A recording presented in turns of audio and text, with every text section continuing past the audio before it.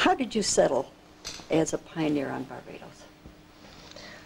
Barbados was a stage because when I came with my family in '72 to Grenada, we stopped in Barbados. And the 4 days that I was here, we had, there were meetings of the youth. We went teaching in St. George. And Barbados had a special attraction. We went on to Grenada and came back in the summer '73. So I spent the summer here. Okay. And so essentially I came with my family at that time. I was 15. Mm-hmm. There were, I don't know, many attractions with the other youth at the time. Mm-hmm.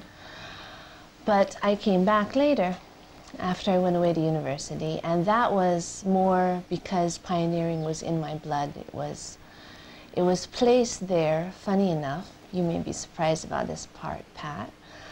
Long ago, I'd gone to Geyserville, okay. And the Allens were there, mm-hmm. And their films of Swaziland. Mm-hmm. And I don't know how old I was, somewhere between 7 and 10, but it laid an impression on me that I just knew I'd always be a pioneer, and that was that. And here you are. No, you're right, I didn't know that. When you first then settled on Barbados, you did live in our house, and Grandma Snyder was there. Mm-hmm. Would you give us just a brief impression of Grandma Snyder? Okay. Grandma Snyder was always full of fun. Mm-hmm. She had a little twinkle in her eye, and at the time I was there, she was bedridden because of her broken hip. Mm-hmm. But she always liked the youth to come in and talk to her, and she always had this little mischievous glint about, okay, what's been happening, and she was very special. She was very special. And she was treated specially. I mean, the things that she liked were the things that were bought for her. Mm-hmm. Special. They were Grandma's. Mm-hmm. And supper was at 5 precisely. Exactly. Exactly. Was there a large active youth group on Barbados when you were Not here? large, but active. Okay. What kind of service did they do? The first thing I remember, when I came initially, those first few days, there was a deepening. It was a deepening on the Advent and Divine Justice.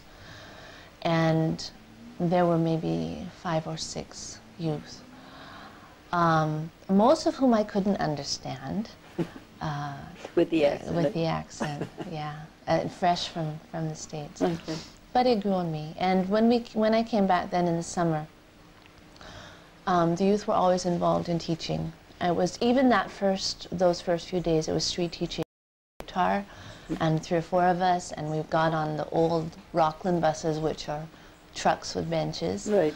And we came to St. George and walked around, and people would say, what's the guitar?